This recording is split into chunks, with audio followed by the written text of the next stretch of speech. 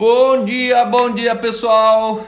Sejam todos bem-vindos! Olha, tô bonito, hein? Meu Deus, se eu fui feio um dia na vida, não lembro, pessoal, porque Jesus tá me deixando bonito. Aliás, você sabia que o segredo dos feios é ser feliz? A Bíblia diz que o coração alegre formoseia o rosto. Então, na verdade, só é feio quem é triste. Se você é triste, você fica feio. Se você é feliz, você fica bonito. Sejam todos bem-vindos, amigos e amigas. A Pamela, a Lourdes, a Su. Todos os dias aqui, a nossa congregação. Na segunda-feira, fresquinha aqui em Curitiba. Já fiz meus 13 quilômetros de corrida hoje. E hoje eu tenho uma visitante, uma amiga muito especial aqui, que é a pastora, uma das pastoras da Igreja no Cinema. Hello. E hoje minha convidada vai ser a Louise Pauls. Ela é filha do evangelista Arno Pauls e ela vai contar um pouco pra gente como é que foi esse último ano. Ela estudou na Bethel, em Redding, na Califórnia. Ela é uma das pastoras da Igreja no Cinema, casada com o Bruno Gaspar. E antes de mais nada, quero começar já dando uma palavra para você nessa manhã. Hebreus 4:12. Hebreus 4:12. Hebreus 412, tá? Para você lembrar a senha de hoje. Hoje a senha é 412. Hebreus 4:12. Senha de Hebreus 412. O texto diz assim, ó: tudo que Deus diz é sério e o que Ele diz acontece. Sua palavra é poderosa e é aguda como bisturi, capaz de cortar tudo, seja dúvida, seja desculpa, mantendo-nos abertos para ouvir e obedecer. Em outra versão, diz o seguinte: pois a palavra de Deus é viva, eficaz e mais afiada do que qualquer espada de dois gumes. Ela penetra até o ponto de dividir alma e espírito, juntas e medulas, e julga os pensamentos das intenções. Outro texto diz: e ele discerne os pensamentos das intenções. A palavra que eu tenho hoje para você é o seguinte: as pessoas não erram nas intenções. As pessoas não erram nas intenções. Você sabia que Jesus ele não respondia perguntas? Todas as perguntas que Jesus era interrogado, ele respondia intenções. Não existe uma resposta certa para uma má intenção. Você vai errar. Assim como não existe uma resposta errada para uma boa intenção. E às vezes a gente olha as pessoas e fala assim: não, mas a intenção dele foi boa. E aí a minha pergunta é: você acha que uma intenção ela justifica uma ação, um pensamento? Esse texto está dizendo que a Bíblia ela é como um bisturi, ela é como uma espada de dois gumes. Ela tem fio de um lado e fio do outro, ela corta dos dois lados. E ela penetra, ela é apta para separar alma de espírito. Então existem coisas que a gente pensa que é da alma, mas é do espírito. Tem coisas que a gente pensa que é do espírito, mas é da alma. E aí eu entendo muito, para quem me conhece sabe que eu entendo que na nova criação você sabe muito bem o que é do espírito, porque você é nascido do espírito. E aí você sabe também o que é da alma, porque você morreu para sua alma está sepultada com Cristo. E ela é apta para discernir pensamentos das intenções. Você sabia que você tem pensamentos e intenções dentro de você? Aí você fala assim: mas qual que é a diferença, Cal? É muito simples. Pensamento é fruto de intenção. Pensamento é o leito do rio e a intenção é a nascente do rio. Imagine um rio e aqui você tem a nascente e aqui você tem o leito do rio. Os pensamentos, ele é o curso do rio, mas a intenção é a nascente, é de onde flui a fonte do rio. E aí, o que eu quero dizer para você hoje? As pessoas não erram nas intenções, elas erram no pensamento. O pensamento das pessoas é equivocado, mas a intenção ela é muito certa. Você pode estar equivocado naquilo que você pensa, mas você nunca vai estar equivocado naquilo que você tem intenção. Quando eu olho algumas pessoas hoje e eu vejo algumas calamidades humanas, sociais, socioantropológicas, teológicas, eu olho e falo assim, será mesmo que essa pessoa ela queria estar ali? Será que era isso mesmo que essa pessoa ela decidiu querer? E você vai perceber que não, as pessoas a intenção era boa. O ser humano, por natureza, ele sempre vai se orientar por uma boa intenção. A questão é que essa intenção ela se revela num pensamento e esse pensamento é equivocado. Então entenda que existe o pensamento certo e errado, mas não existe a intenção certa e errada. Existe a intenção boa e má. Uma intenção, ela pode ser bondade ou ela pode ser fruto de maldade. Então, quando a sua fonte, a sua intenção, ela é boa, pode acontecer do seu pensamento ser errado. E um pensamento errado não invalida uma intenção boa. Assim como a sua intenção, ela pode ser muito má com um pensamento muito certo. E um pensamento certo não justifica uma intenção má. No campo das intenções mora o fruto. É no campo das intenções que Deus ele conhece o teu coração e ele julga as tuas intenções. Então a sua intenção ela valida ou ela invalida um pensamento. Então guarde isso. Pensamento pode ser certo e errado. Intenção ou é boa ou é má. A intenção, ela é revelação do fruto. E o fruto não tem o fruto certo e o fruto errado. Tem o fruto de bondade e fruto de maldade. O fruto do Espírito e o fruto sem o Espírito. Então, quando eu tenho o fruto do Espírito é bondade. E num coração que tem bondade, pode haver um pensamento equivocado. E às vezes a gente bate numa pessoa, a gente despreza uma pessoa porque o pensamento dela está equivocado. E a gente pega, embrulha ela, joga num saco preto, põe no lixo e fala, não, ele está errado. Mas qual é o problema de uma pessoa estar errada? Você tem dificuldade com uma pessoa errada? Você tem dificuldade de lidar com o teu filho quando ele tem pensamentos equivocados, errados? Ou você não tira os olhos da intenção dos teus filhos? Porque esse é o poder de uma mãe. Uma mãe que vai visitar o filho preso na penitenciária, ela só vai lá visitar o filho preso na penitenciária porque ela lembra sempre da intenção daquele filho. A intenção de quando esse filho era adolescente, quando esse filho era criança, a intenção quando o filho tirava uma flor e levava para casa.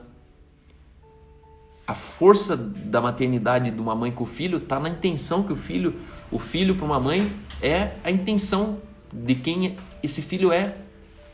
Só que ele tem muitos pensamentos equivocados, ele teve muitas decisões erradas na vida. Só que uma mãe ela não julga o filho pelos pensamentos equivocados. Ela julga o filho pela intenção do filho. Então, tem muita ação social que as pessoas falam, nossa, olha que bonitinho. Eles deram sopa na praça, eles deram cestas de Páscoa no orfanato. É um pensamento. Esse é um pensamento. Mas a intenção dessa organização é o quê? Por exemplo, os traficantes nas comunidades. Você vai olhar, eles têm muitos pensamentos certos. Então, aqui na comunidade ninguém passa necessidade. Não, aqui na comunidade aqui, o fulano de tal, ele protege todo mundo. O pensamento é muito certo. Tanto que a comunidade inteira respeita a pessoa. Só que por trás disso existe um sistema, um crime organizado, onde tem uma intenção de domínio, de manipulação, de domínio de mercado, de território. Então hoje eu quero deixar uma palavra para você, não duvide das intenções das pessoas. Responda às intenções das pessoas, compreenda as pessoas baseado na intenção que elas carregam e não nos pensamentos que elas tropeçam. Eu e você, nós temos muitos pensamentos que nem sempre conferem. São pensamentos que você fala assim, não, putz, eu estava tão equivocado naquilo. Só que, na verdade, a intenção era a mais pura de todas. Você, com certeza, corre o sério risco de perder pessoas importantes na tua vida a partir do momento que você despreza a intenção de uma pessoa. Não tem problema você desprezar um pensamento. Agora, você desprezar uma intenção é quase irreversível.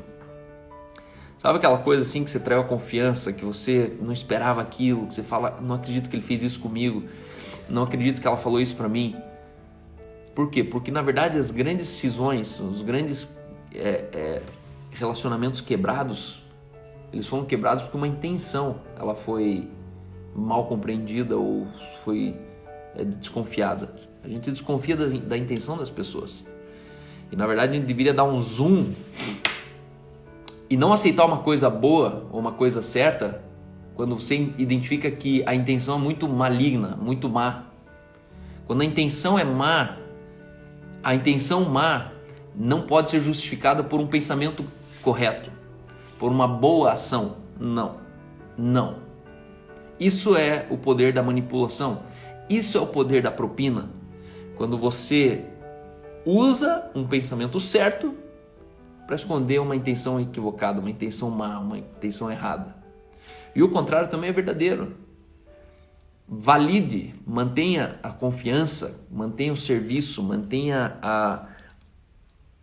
o coração para as pessoas naquilo que você acredita da intenção que elas carregam. A partir do momento que você tem certeza da intenção que as pessoas têm, não existe pensamento equivocado o suficiente que faça você desprezar essas pessoas. Jesus vê o coração e o texto lhe diz assim, o homem vê o exterior, mas Deus vê o coração. Pensamento é o que se revela no exterior, que a pessoa falou, que a pessoa comprou, que a pessoa vestiu. Isso é fruto de um pensamento. Só que Jesus vê o coração. Às vezes uma pessoa está hiper maquiada, ela está com um decote absurdo, que chega até a ofender, uma roupa vulgar. E você olha e fala assim, nossa, que vagabunda, nossa, que vaca, nossa, que... Ei, mas por trás talvez tenha uma intenção de querer ser aceita. Por trás tem uma intenção de uma garota mal amada, ou que não se ama a si mesma e está tentando se amar a partir do que os outros falam para ela. E de repente você vai começar a olhar com um olhar de compaixão para uma pessoa que na verdade você teria todos os motivos para rechaçar, para resistir. Então, hoje eu quero que você guarde isso, senha de Hebreus 412. A senha é Hebreus 412. Se oriente pela intenção das pessoas. Trate as pessoas, honre as pessoas pela intenção das pessoas. Minha sogra está me acompanhando aqui, a Gaúcha, o Igor, a Daniela. Então sejam todos bem-vindos. Eu acabei de dar uma palavrinha aqui sobre intenções e agora eu vou chamar a convidada desse dia, convidada especial, a loira maravilhosa chamada Louise Pauls, uma das pessoas que eu mais admiro no mundo, uma das minhas intenções mais lindas que eu conheço. Ô Cícero, você acabou de me ligar aqui. Fala, Lulu! Hello, tudo bom? Tudo bem? Bem, e você? Bom dia! Tá muito baixo aqui? Tá bom. Tá linda, tá Avisei bom, tá alto, tá maravilhosa, como sempre. Já se recuperou da vigília? Ontem, difícil de acordar, daí fomos dormir cedo. Achei que ia acordar cedo, hoje nada. Ainda estamos... Coisa boa, né? Que vigília maravilhosa que a gente teve, né? Muito bom mesmo. Sábado a gente começou uma vigília, pessoal, das 11 da noite, 10 da noite, mais precisamente, até as 5:30 da manhã.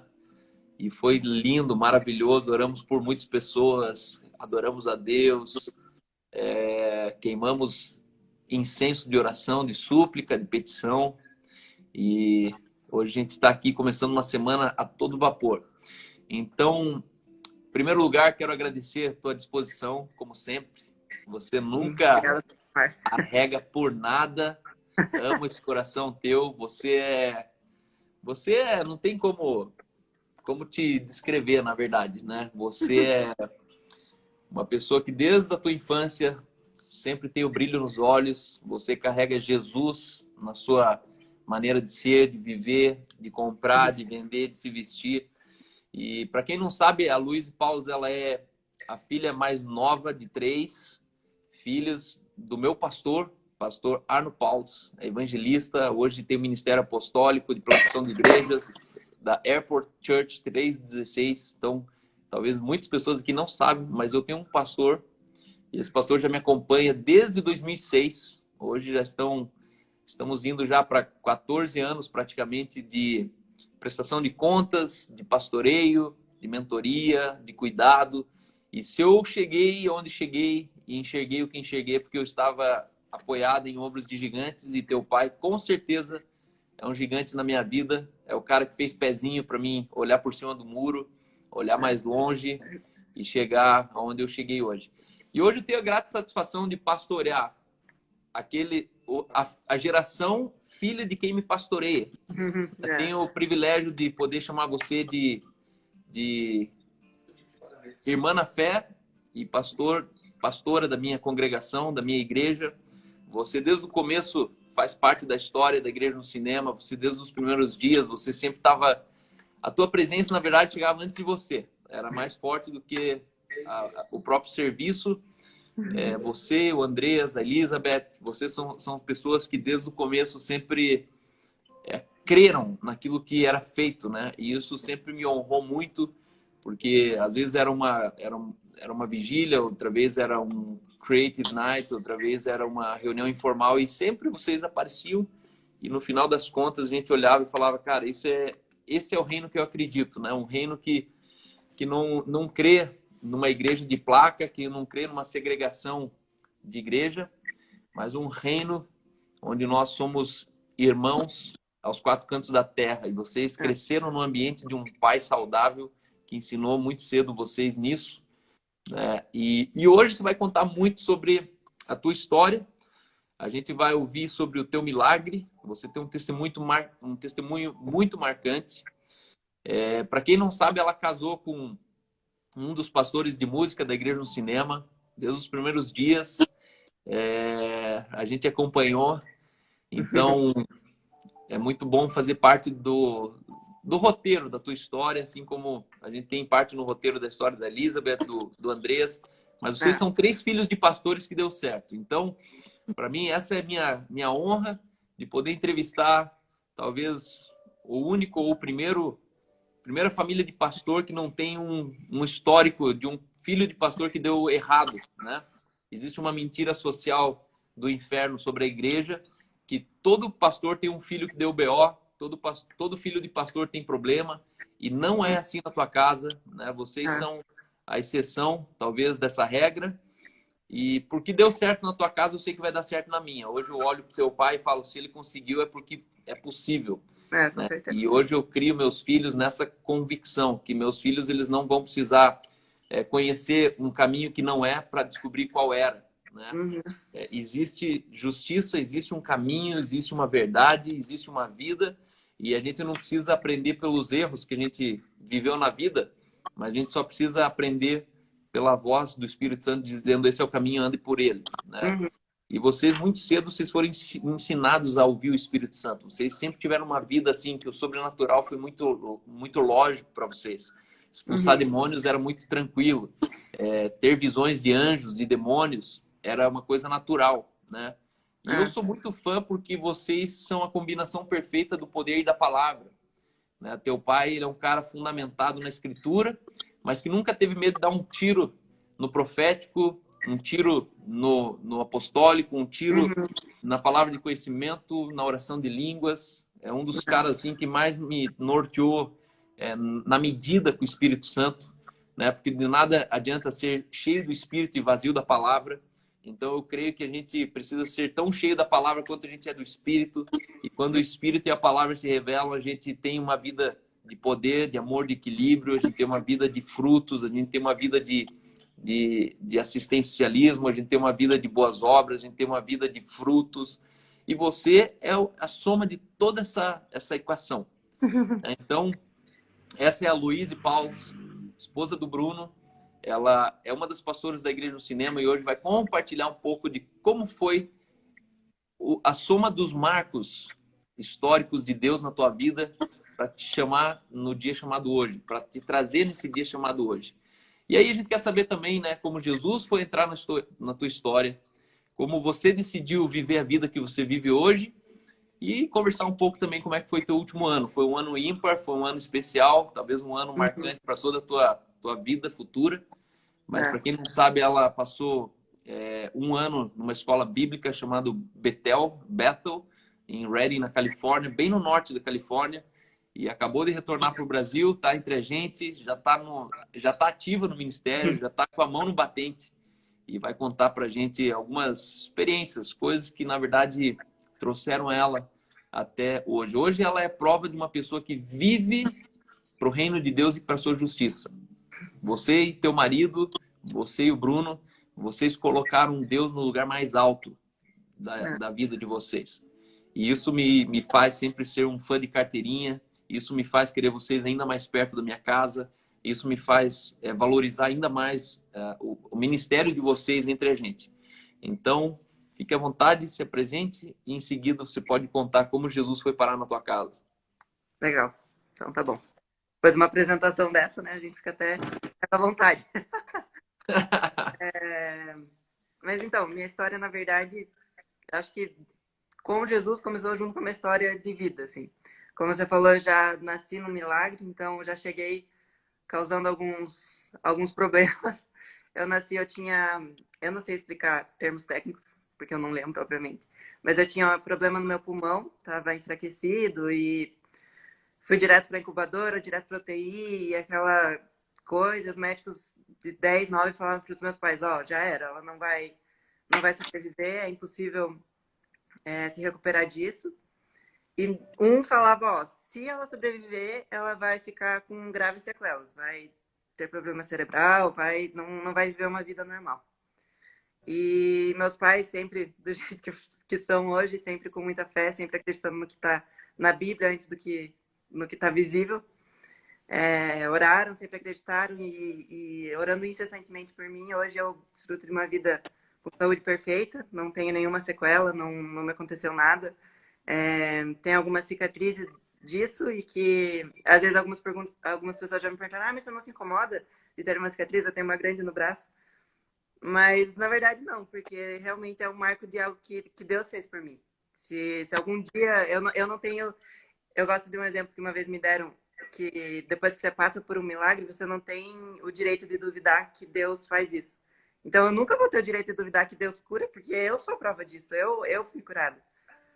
E então, na verdade, minha história com Jesus já começou desde aí, desde esse milagre. E como você falou, eu cresci nesse ambiente, meu pai evangelista, minha mãe também, nossa, os dois assim sempre, eu acho legal porque sempre foi aquela coisa meio dosada, assim, viver na igreja, mas também nunca deixaram família de lado. Eu nunca na minha vida tive a sensação de que meus pais não estavam presentes. Às vezes eu escuto algumas pessoas falando, não, mas eles viviam na igreja e tal, mas de alguma forma eles conseguiram encaixar esse viver para o ministério, viver para o que Deus chamou e também ser super presente estando com a gente. Acho que parte disso também por nos incentivarem a ir junto, então a gente sempre crescia indo em evento de Jesus é Mais, indo distribuir a tal da sopa na praça e fazendo tudo isso, então a gente cresceu nesse ambiente. E acho que uma parte importante disso é quando a gente decide por nós mesmos, né? Eu realmente acredito que Deus é Deus, eu acredito em Jesus e eu quero viver por Ele, né? Porque uma coisa é você acreditar no que te disseram e outra é você ter a tua própria experiência, né? E desde pequena eu vejo assim, a carinha de Deus em algumas áreas simples, assim, sabe? Eu lembro até hoje de um exemplo super bobo, mas que sempre me lembra que Deus fala com a gente até no nada a ver, assim. Eu lembro que a gente estava indo para um acampamento com o pessoal da igreja, assim, e eu sempre fui uma pessoa que sempre uso brinco, assim, pequenininho, mas eu me sinto muito mal se eu não tô de brinco, desde criança, assim. E eu lembro que eu tava com meu brinco, que eu sempre usava, eu sempre uso mesmo, e eu sentia assim, leva mais um brinco. E eu fiquei, tipo, pro acampamento, tipo, nada a ver, né? Eu não vou levar um brinco. E eu fiquei assim com isso, tipo, leva mais um brinco, leva mais um brinco, leva mais um brinco. E levei mais um brinco. Chegamos no acampamento, no primeiro dia a gente acho que entrou na água, sei lá, tava fazendo trilha, sei lá o que a gente tava fazendo, já perdi o brinco.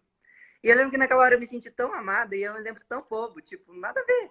Mas eu fiquei tão, tipo, nossa Deus, obrigado, você se importa que eu me sinto mal de não estar de brinco, tipo, uma coisa tão pequena, né? E mesmo nesses exemplos bobos ou coisas maiores, assim, eu acho legal que na Bíblia diz que Deus, ele tem sonhos maiores que os nossos. Uhum. Então, às vezes a gente fica, não, eu vou na minha vida, eu tenho isso, isso, isso, e eu vou fazer isso, isso. Só que eu acho que é tão bem mais fácil entender que não, eu vou viver os sonhos de Deus para mim. Então, o que isso quer dizer? Deus quer que eu tenha família? Deus quer que eu tenha família. Aí, às vezes, eu me espelho numa situação que, por exemplo, as pessoas falam, não, porque ter filho é difícil, porque isso, porque aquilo, porque dá muito trabalho, casar é difícil, casar tem isso, tem aquilo. Só que daí você pensa, não, mas então ou eu vou escutar isso e viver isso como o mundo vive, ou eu vou entender o que que Deus diz sobre isso, o que que Deus diz sobre casamento. Então, hoje, assim, na minha vida, eu tenho realmente o privilégio de sempre ter o Espírito Santo me ajudando nessa, me guiando nessa de como Deus vê a situação. Então, é, então já pulando mais para frente um pouco na minha vida, é, conheci o Bruno, a gente começou a namorar e foi muito legal porque quando eu era criança eu pensava, nossa, mas casar é algo tão grande, né? Tão importante na nossa vida. Como é que você escolhe alguém e você tem todos esses pensamentos, né? E eu lembro que foi tão natural, a gente assim, namorando, a gente ficava, meu, vamos casar, porque tipo, sim.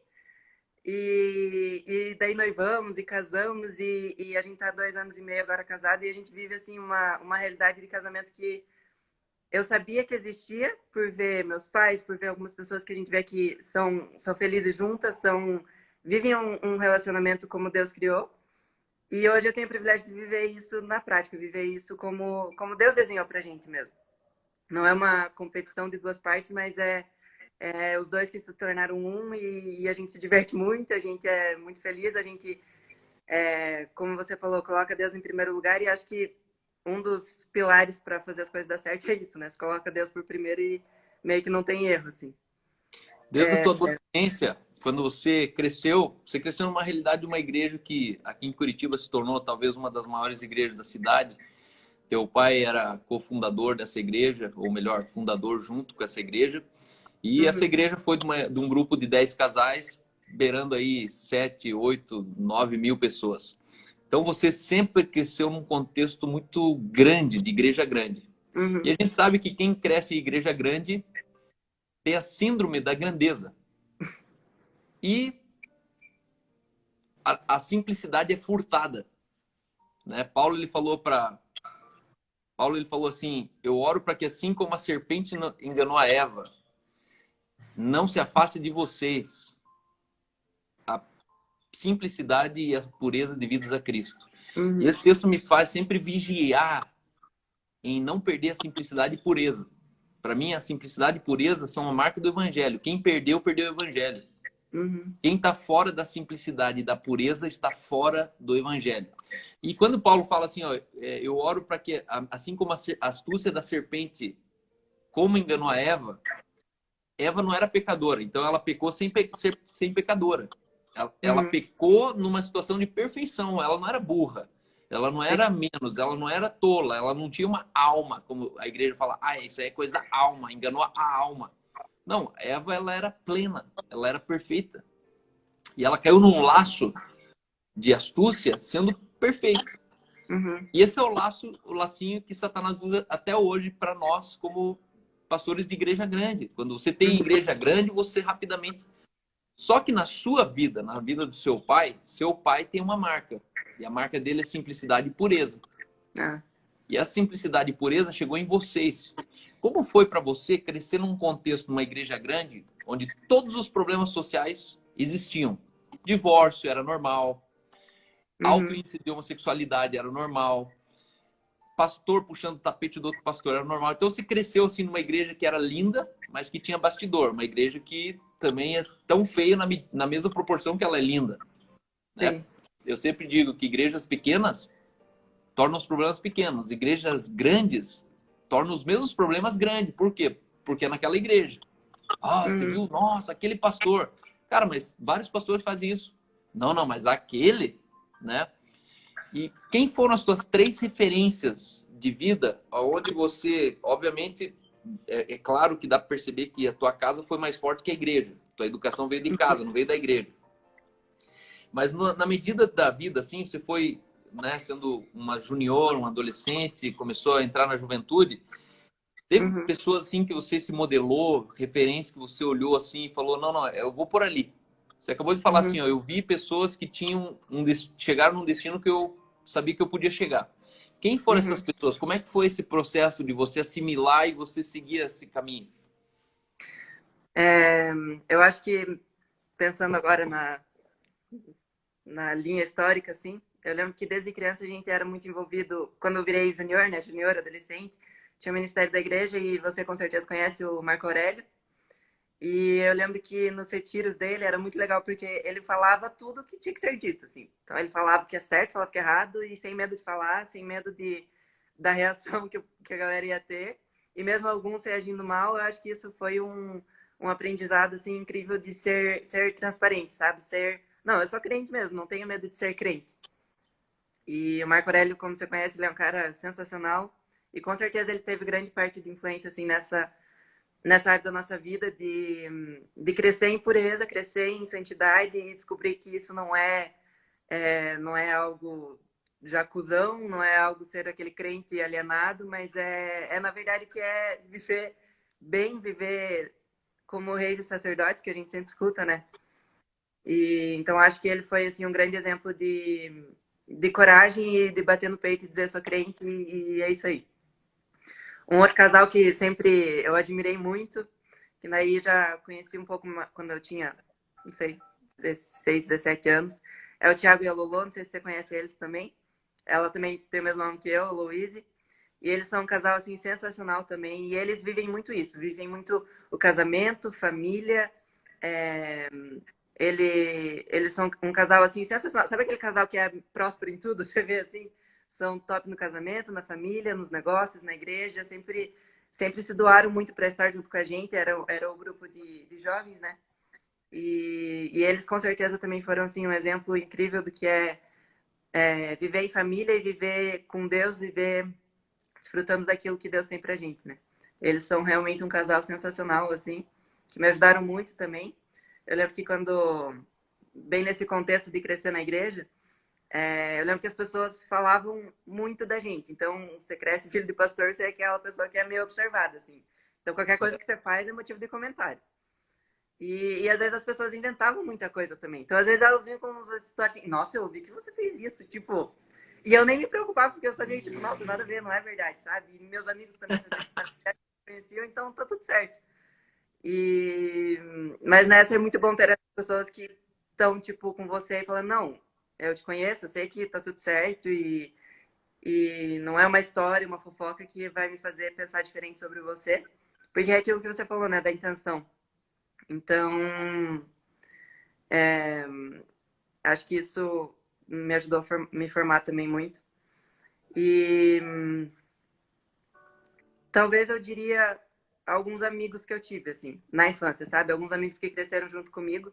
Acho que talvez seria essa terceira, assim, pilar, assim, que me ajudou a entender como que é viver uma vida cristã de verdade, sabe? Eu Como é que foi tinha... essa seleção? Como é que foi essa seleção de amizades assim, tipo, você tinha de todo jeito, todo tipo de amigos, numa igreja com 800, 500, 800 juniores adolescentes, você tinha ali o filho do pai rico, você tinha o filho do pai malandro, você tinha a filha da viúva, você tinha a filha da dona de casa, da doméstica. Como é que você como filha de pastor, você fazia esse filtro assim? Você Uhum. era amiga de todo mundo? Não? Eles iam na tua casa? Não? Mais ou menos. Eu, na verdade, quando eu era mais nova, eu era muito tímida, muito mesmo. E então eu meio que virava amiga de quem se aproximava mais de mim, sabe? Mas acho que era meio natural, assim, de se identificar com algumas pessoas, mas era bem independente disso, sabe? Bem independente de quem a pessoa é, da onde que ela veio, independente se ela era super cristã ou não, independente se ela. Deixa eu pegar o carregador aqui. Ou se vivia aprontando, então a gente tinha Eu acho que eu tinha essa liberdade, assim, de me relacionar com as pessoas independente disso. Óbvio que eu acho que, assim, com o passar do tempo, eu aprendi muito a lidar com pessoas diferentes. Porque quando eu era bem mais nova, eu estudava no Seduca, que era a escola da igreja, e fim de semana eu estava na igreja, então eu tinha muito amigo que era crente. Então, no começo, quando vinha alguém que não era crente, era novo para mim. Só que não deu olhar a pessoa diferente, mas você são pessoas que têm estilos de vida diferentes. Então, no começo, assim, foi aquele aprendizado, sabe? Como lidar com alguém que não acredita na mesma coisa que eu, que não vive a mesma coisa que eu, Uhum. e não ter vergonha, não ter, sei lá, qualquer coisa que me impeça de ser eu mesma e de carregar isso também para as outras pessoas, né? E mas acho que uma coisa também que você falou do que se o pessoal ia lá em casa, isso eu acho muito legal, porque hoje eu vejo, eu falo, nossa, que empenho dos meus pais, mas eles sempre deixavam todo mundo ir lá em casa. Isso era muito legal, porque não interessa quem fosse, não, vamos lá em casa. E a nossa casa estava sempre cheia, lá na chácara também, nossa, que a gente já colocou gente lá. E isso eu acho muito legal, porque criou essa cultura de ser muito aberto, sabe? Tipo, chegou hoje, vamos lá comer pizza com a gente, então venha, venha, venha. E isso é muito legal, criou uma cultura assim de realmente vou conviver com todo mundo, não tem essa de ai, só vou me relacionar com tal pessoa. É tipo, vamos ser gente boa com todo mundo e é isso aí, sabe? E que nem você falou, acho que uma coisa que me influenciou bastante é essa simplicidade, que eu cresci vendo meu pai e minha mãe vivendo isso, sabe? Meus pais sempre foram muito suci, com tudo. É, e eu lembro que uma frase que eu cresci escutando meu pai falando é deixa o melhor para os outros. Ele sempre falava isso. E até hoje é algo que tem no meu coração, assim, sabe? Deixa o melhor para os outros.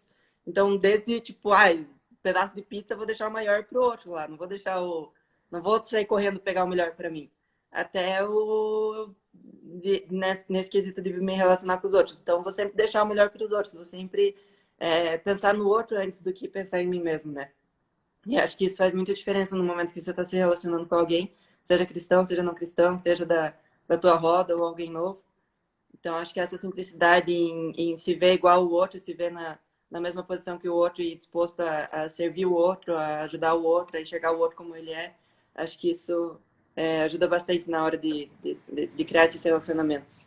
Uau, fantástico, né? É impressionante como um valor tão pequeno na infância gera um impacto na soma total da vida, né? Porque eu É. fico pensando, né? A gente fala da pizza ali porque criança olha e fala assim, ah, mas o pedaço dele é maior, né? Eu aqui em Uhum, casa eu ensino diariamente minhas crianças a dividir, né? Pra gente é uhum, sempre um tema, share, share, divida, divida, divida, divida. Nada de uhum, ninguém aqui. Tipo, eu ensino já desde berço. Só que eu não tinha parado para pensar nessa questão, né? Deixa o melhor pro outro, porque é uhum. totalmente contra a cultura. Agora Sim. imagine o quanto você não sofre hoje, porque para você é natural o outro se beneficiar, né? É. Quanto você hoje é segura de si mesmo, porque você não tem problema em outro ter o melhor, né? Porque na Uhum. verdade é isso que retroalimenta a rodinha do capitalismo. Pô, o outro É. mudou de carro, ah, vou mudar também. O outro mudou, então vou mudar. Então eu faço outro Uhum. mudar para vender para você. E quem tem isso curado, na verdade o outro tá mudando, já desmudou e no final tá igual você de novo. Por quê? Porque, cara, eu sou eu e o outro é o outro, né? É. Não faz sentido a gente viver uma vida assim, ó, ele se mudou para um apartamento, também vou para apartamento. Ah, ele foi para uma casa agora, vou para casa. A gente vira escravo de alguém, né? Escravo do outro. Quando a É. gente fala dessa vida na igreja, a gente brinca aqui com alguns filhos pastores, né? Que a gente nunca foi ex-nada. Mas se fosse para contar o nosso testemunho, é que a gente conseguiu permanecer crente crescendo na igreja, né? Uhum. Na igreja a gente tem muitos dissabores. Quando você encontra, assim, tipo, cara,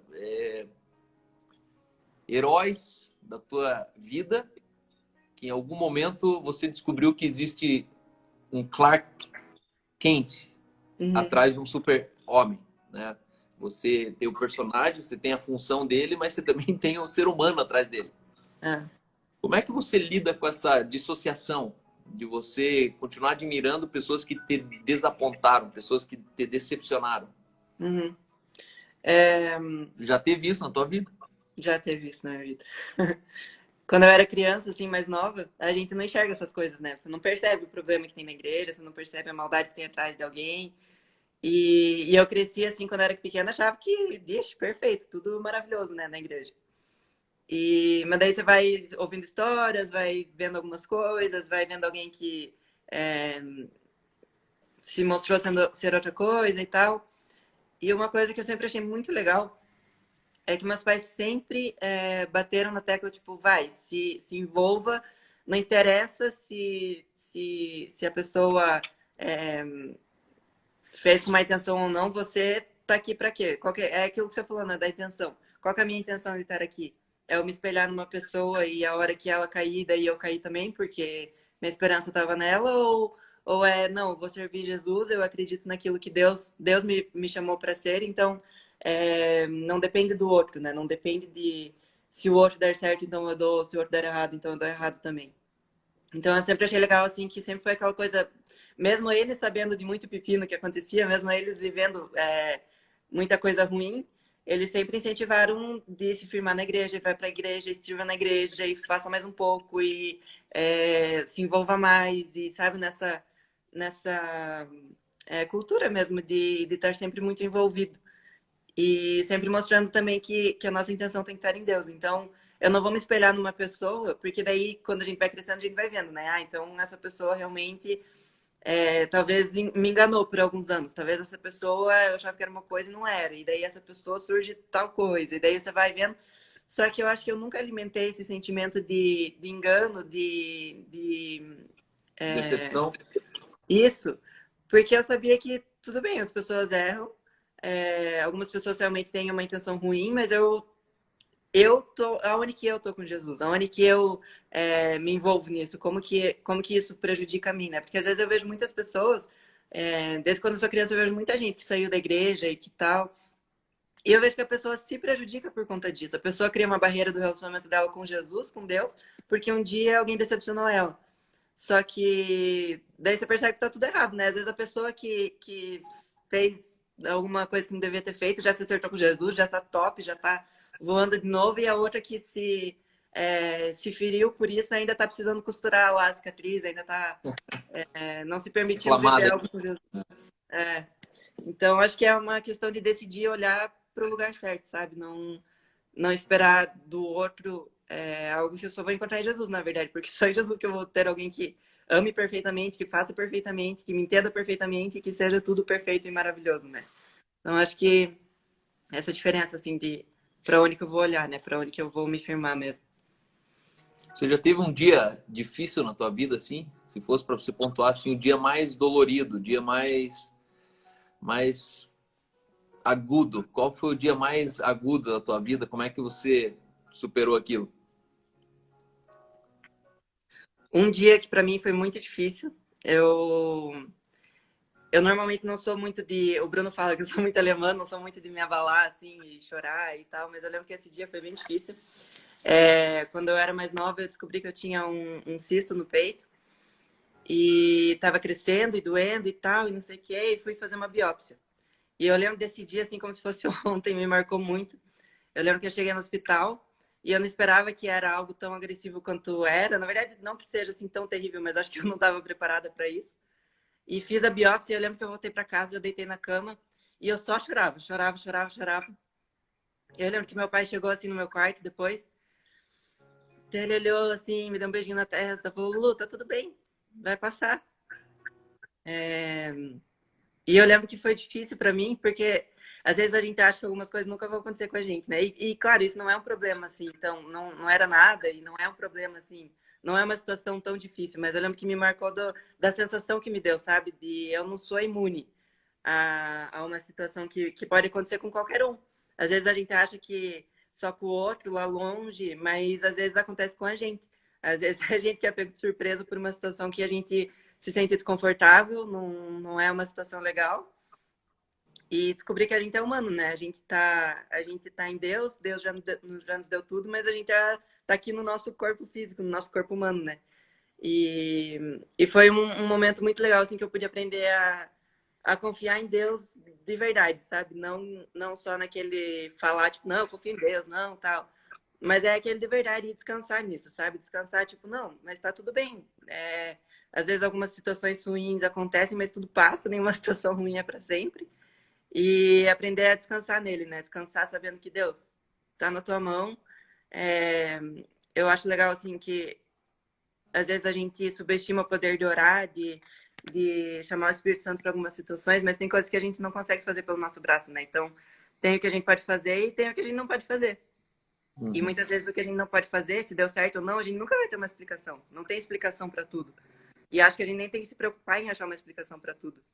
uhum, Eu lembro que uma situação parecida que a gente viveu agora nesse ano lá na Bethel foi quando a menininha, a Olive, não sei quantas pessoas já chegaram a ver isso, mas era uma menininha de 2 anos que faleceu do nada.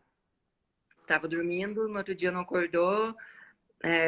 A gente não sabe detalhes, assim, eles não deram muitos detalhes, mas assim, algo súbito, uma tragédia. E, e é incrível, porque a gente vê que aquele versículo que diz que o Espírito Santo que nos consola, a gente vê nessas horas que é verdade, né? Porque você pensa, imagina uma mãe, eu não sou mãe ainda, mas eu já não consigo nem imaginar uma dor que ela possa sentir de ter uma filha tomada dela do nada. É, e você vê que na lógica, ferrou, acabou tudo, né? Imagine. Não, não tem uma explicação para isso, não tem um sentido para isso. E a gente estando lá, a gente viu a mãe da menina. Eles fizeram uma semana inteira de vigília e oração pela ressurreição da menina. E a mãe dela estava lá e orando e cantando e glorificando a Deus e orando pela ressurreição. E, sabe, numa constância assim de tipo, tudo bem, isso aconteceu, mas eu acredito no que está mais alto. Eu acredito que eu não sei a resposta do porquê para isso. Eu não sei o porquê que isso aconteceu. E talvez eu nunca vou saber. Mas eu acredito no Deus que está acima de tudo isso, né? Eu acredito no Deus que faz milagre quando humanamente é impossível, né? E nessa história, a menininha, depois de uma semana, 10 dias orando, ela realmente faleceu, enterraram ela. Só que é engraçado assim, de ver a posição deles, foi muito forte essa semana. De ver assim um clamor por algo, eles buscando algo assim incessantemente. Toda a igreja, foi um movimento assim louco. A própria família da menina. E quando não deu certo, quando realmente disseram, não, ela tá morta e sepultaram a menina, o posicionamento que me chamou muita atenção, sabe? Foi aquela coisa, eu não vou negar o que aconteceu, eu não vou dizer, não, tá tudo bem, Jesus é mais, tá tudo bem. Porque não tá tudo bem, imagine, ela perdeu a filha dela, não, não é fácil.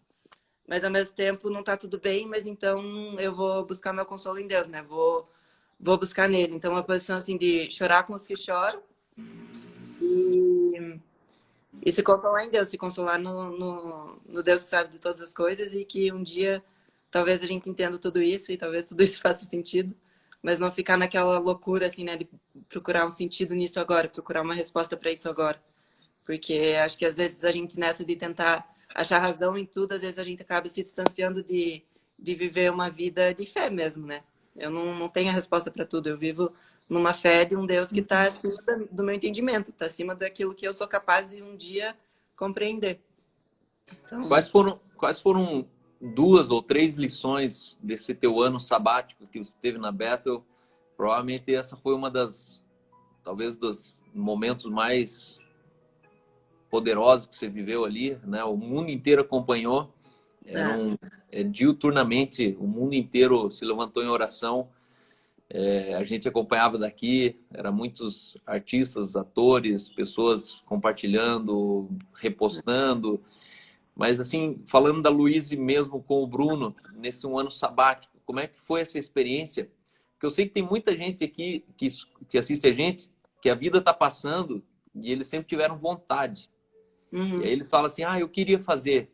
Mas na verdade é mentira, não queria, porque quem queria não quer. Na verdade, quem quer faz. Quem uhum, queria, na verdade, só está se escondendo atrás de uma coisa que admira, mas na verdade não admira a tal ponto de vender tudo que tem e ir lá, né? uhum, E vocês foram mais ou menos assim, tipo, vocês tinham uma posição, vocês tinham influência, vocês tinham a cadeirinha na igreja, vocês tinham, o Bruno tinha gravado um CD junto com a banda, tinha, assim, vocês não precisariam passar, talvez, vestir um tênis, um sapato menor do que o pé de vocês. E vocês uhum. encolheram os dedos, colocaram o sapatinho, colocaram a mochilinha de estudante, ficaram com o carro na rua, fizeram todas as aventuras de que dois estudantes poderiam fazer. Uhum. Como é que foi esse ano para vocês? que você recomenda para uma pessoa que tem esse sonho, gostaria de fazer, mas ainda não entendeu quão profundo é isso na tua vida? O que mudou? O Uhum. que ajustou? O que é para sempre a partir desse ano? Uhum. Bom, algumas coisas que mais me marcaram lá, com certeza foi a história da Olive, como já falei. Uma coisa que me chamou muita atenção na cultura da igreja lá da Bethel é como eles são muito de fazer, tipo, não interessa se eu vou acertar ou não, não interessa se eu vou orar e vai acontecer ou não, eu tenho que fazer. Isso eu achei muito legal, assim, eles são muito realmente práticos. Então, eu servia no sábado de manhã, a gente tinha escola durante a semana e você escolhia algumas áreas específicas para você se envolver fora dessa aula principal, né? E eu tinha escolhido nessa área de cura, era orar por cura no sábado de manhã pelas pessoas. E é muito legal como é incrível, assim, a igreja em si, ela não é tão grande, ela cabe acho que 800 pessoas.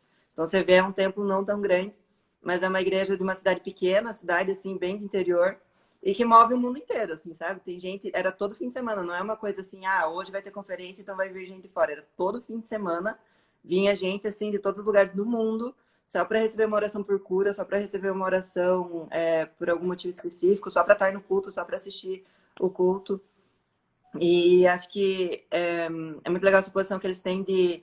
Eles falavam assim, não interessa se você vai acertar ou não. Ah, eu vou dar uma palavra profética tal, vou dar uma palavra de conhecimento, eu falei X e era Y. Que essa mentalidade não interessa, não é sobre performance, é sobre o risco que você tem, né? Deus não está interessado se você vai ser um ninja, sair fazendo um monte de coisa, acertando um monte de coisa, mas ele está interessado se você vai ir, se você vai fazer.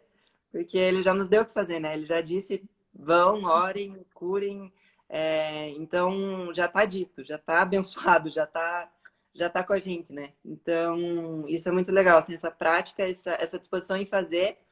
E também, junto com aquilo que você falou da intenção, eu achei engraçado que logo na primeira semana eles falaram, ó, não seja inconveniente de chegar numa loja, atrapalhar o serviço de alguém porque você quer orar por alguém. Porque qual que é a tua intenção? Você quer dizer, nossa, olha, eu curei uma pessoa. Ou é por amor, curar. Eu tô dando exemplo de cura, mas qualquer coisa, né? Curar aquela pessoa. Então, é engraçado que naquela passagem Jesus pergunta pro paralítico o que ele quer, sendo que parece óbvio, né? Quero andar. Mas por que Jesus perguntou? Porque o cara não é um projeto que vai autenticar a minha teoria. Ele é alguém, ele é uma pessoa Boa, que tem muito sentimentos, bom. se sente, que tem sentimentos em relação àquilo, né? Então eu não vou ser, não, cheguei, vamos aqui orar pela cura que você precisa. Como você sabe o que eu preciso? Você nem conversou comigo, nem sabe meu nome, nem sabe?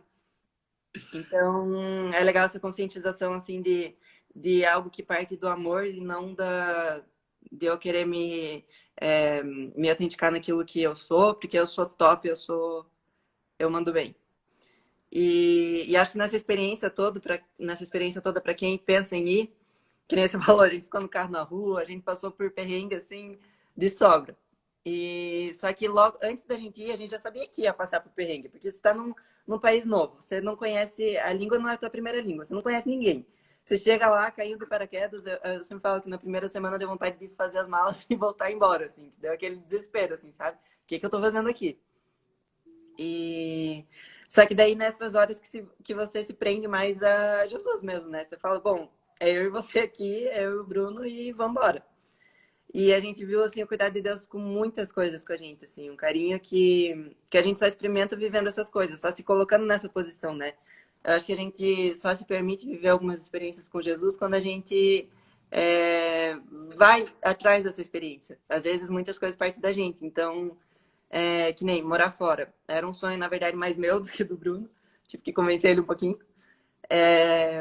Mas sempre foi algo que eu tive assim no meu coração, que depois de casado eu queria passar um ano fora.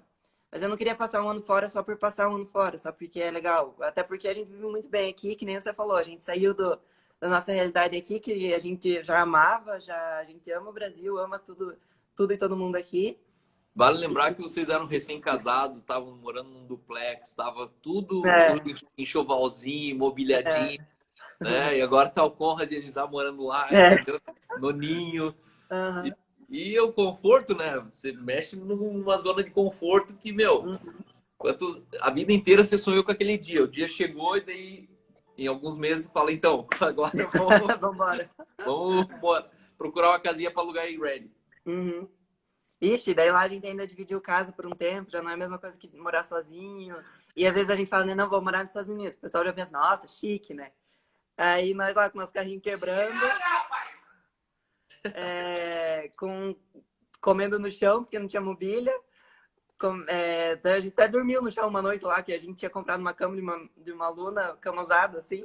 E só que daí chegou muito tarde, porque nosso carro quebrou. Daí a gente chegou na cidade, tipo, 11 horas da noite.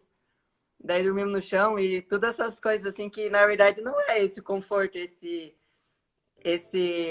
tipo upgrade, assim, né? É um que você desce mesmo. Então vou enxutar aqui meu estilo de vida, vou deixar mais simples, vou deixar a família, o que também pega bastante, vou deixar os amigos, todas as pessoas, né? A própria cultura de lá é muito diferente. O americano é muito diferente do brasileiro. E faz muita falta, assim, essa vivência com o brasileiro, que o brasileiro é top, né? A gente se dá bem, todo mundo é bem aberto um com o outro, assim, é legal, assim, essa convivência mais próxima, assim, que o brasileiro tem. E o que eu tava falando mesmo? Esqueci. Bom, na verdade vai cair a live aqui. Estamos Ah, nos tá. últimos segundos. Aí a gente quer voltar. Nessa volta eu queria que você falasse assim, primeiro, qual é o teu sonho de igreja? Quando você fala assim, uma filha de pastor que cresceu numa igreja que já teve grandes resultados, que já teve isso, já teve aquilo, tal, tal, mas qual que você enxerga da igreja do futuro, sendo fruto de uma igreja hoje? E suas considerações finais daí para você deixar uma mensagem para as mulheres que estão em casa cozinhando. Uhum. Aqui a congregação, eu tô sempre na cozinha de alguém, entendeu? Na verdade, elas não me convidaram ainda para almoçar nessas casas aí, mas volta e meia uma escreve e fala assim, ó, tô fazendo almoço, você me acompanha sempre, eu já tô que nem radialista, assim, sempre o programinha enquanto a mulher tá fazendo o almoço dela. Legal. Mas eu queria que você falasse do teu sonho, né? Qual que é o teu sonho? Eu sei que teu sonho já não é mais ter carro, ter casa, ter isso, ter aquilo, porque ficou tudo muito insignificante perto daquilo que Deus colocou dentro do coração de vocês. E aí você conta pra gente um pouco. Tá Beleza? bom. Já volto. Tá bom.